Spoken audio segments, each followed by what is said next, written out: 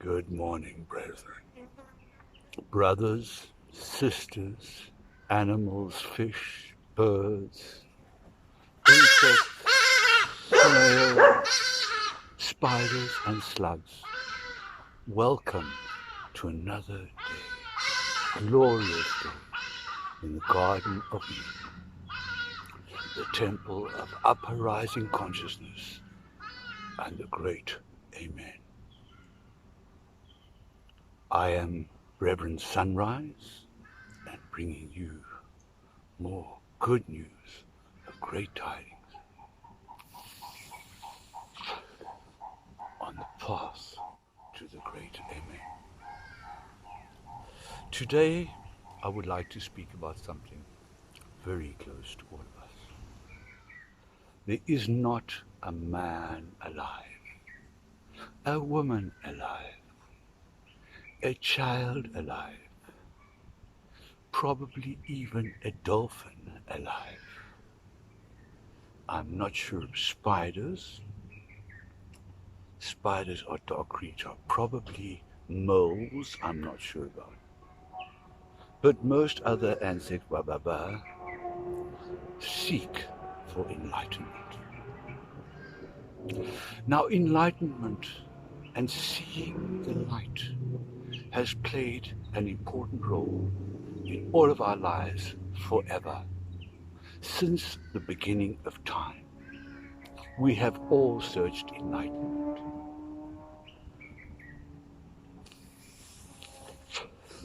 Looking back into the holy doctrines and teachings, we learn that enlightenment was the first action in the universe, when the Word said, "Let there be light," and there was light. It could have said, "Let there be Wi-Fi," but it didn't. It could have said, "Let there be Mercedes-Benz."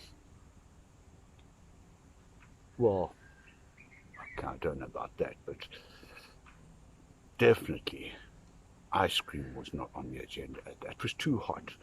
Creating world, planets flying out into space. Not the conducive environment to ice cream. So there were limitations, but light was what was declared unto the universe, unleashed unto creation. Throughout the history of humanity, we see light. Enlightenment brought to the people. And most times, it was in times of strife, in times of struggle, in the times of despair, when enlightenment was shared on the people. And where could we think of a more fitting time but to discuss enlightenment here in my Garden of Eden, in the temple of upper rising consciousness, in South Africa, on planet Earth. Where is a more fitting time? And up with those that have strived over the years and did their best to bring light to the world. ESCOM stands tall. Now, ESCOM, like most movements, had humble beginnings in an oppressed society. I look at history. We look 2,000 years ago, the Roman Empire in Jerusalem. We look the liberation of a people out of Egypt. Throughout history and throughout time, Cortes freeing up South America from the oppression of the indigenous people, Europeans bringing light to the Americas and to Australasia. And we, here in South Africa, were in a dark period of oppression when ESCOM first appeared on the scene. The following was small, granted, but grew, and more people heard about it. And they wanted the light in their lives. They wanted to cast out the darkness and see the world for what it really was, especially at night or in winter with heaters. They needed the light. And Eskom, through those hard times, persevered and grew and gave light to the people. And then the oppression was gone. The light came through, and there was freedom and liberation, a new beginning. And all of a sudden, people heard of the light, and millions seethed and massed to come and have a slice of their light, to see the light in their life. And the numbers swelled.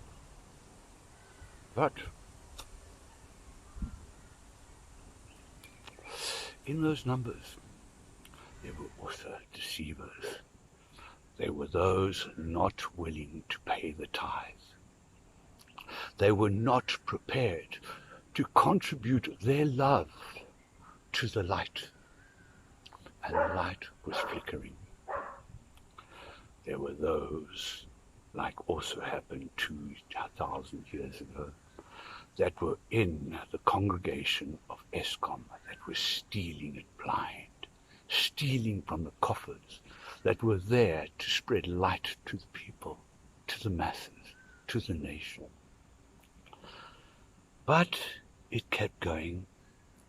It developed new temples at Medupe and Kusile, beautiful new temples that would rise up and spread the message of light to the people. There were too many. The congregation of Eskom was floundering. Even though it only needed 14,500 people in the congregation to oil the wheels of enlightenment, and they had 30,000 too many with 45,000 people. Still, they were struggling to spread the light. And then a new prophet, Derrida, Dada. 2 years, brothers and sisters, 2 years he's been around. And we look at the challenges he's facing to convert the nation and to spread the light. Okay, granted, they've got 16.4, 15.6 odd percent increase in tariffs from next year. But alas, only those true believers are paying their tithes. So this stands challenged, it stands at risk. It's supposed to develop 10 billion rands worth of value. But will it? Will it really add the value? Or is the rot and the paganism, the unbelievers too big? Can it be surmounted? I mean, out of the 10 billion that's supposed to be corrupted, we know that 2 billion is being investigated for paying ghost contractors. Well, ghosts are from the spiritual realm, so I see the light in some way. But should we not be applying it into the living, these funds? So the 10 billion we were going to get in the interest of the light is now 8 billion. And then, of course, there's that the accommodation site that was supposed to be built at Kusile. 840 million rand invested to provide this accommodation for expats who were going to come and build the plant. It was supposed to cost 160 million, but inflation. There was exuberance. There was a feeling of participation. We all want a slice of this magic called the light. But unfortunately, they never finished the block of flats. And I wonder if that's why Medupe and Kusile are falling so far behind and cost so much. Because they didn't have the accommodation, the flats, to put all these people. Not quite sure why they were bringing expats. But anyway, that was the plan, to bring expats to build Kusile. And it never got built, and the flats never got built, so they couldn't give accommodation. But we should be careful not to blame Eskom for deciding to get into real estate. Maybe it wasn't their fault. Maybe the expats were supposed to be flying in using SAA, and SAA was floundering in deep, deep water. Tragic that first of all the light is damaged, and then the wings of progress have been clipped. Or maybe they did fly into the country and landed, but then couldn't reach Kusile because they were supposed to go by rail and all the railway tracks were missing. Or they tried to phone ahead and all the cables were missing. So here were these expats. They would have liked to have gone home, but SA didn't have petrol to go back to where they came from, so they were marooned, exiles in a land floundering in darkness. We have had our share of challenges in darkness. There have been loads shedding insights into this problem, but I believe the light, if we persevere, the light will come to all who want it. And for that reason, I believe Mr. Derator should be canonized. I mean, we have had prophets and martyrs throughout history doing miracles, doing magnificent deeds. But looking objectively into the congregation of AISCOM, will it not take a miracle to get this company, this congregation, to provide and see the light when the government doesn't act, the police don't protect, proper suppliers don't get paid because ghost suppliers are getting paid?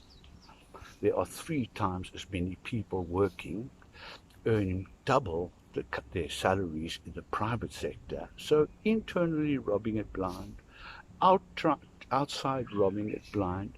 The roads and the tracks are being stolen, the cables being stolen, was are broken and you was are not getting finished, and there's no place to put the people to build the new one. Oh, woe is me. Trying times. But, brothers and sisters, fish, birds, animals, snakes and slugs, have faith, and the light will one day come into your life too. May the uprising consciousness and great Amen be with you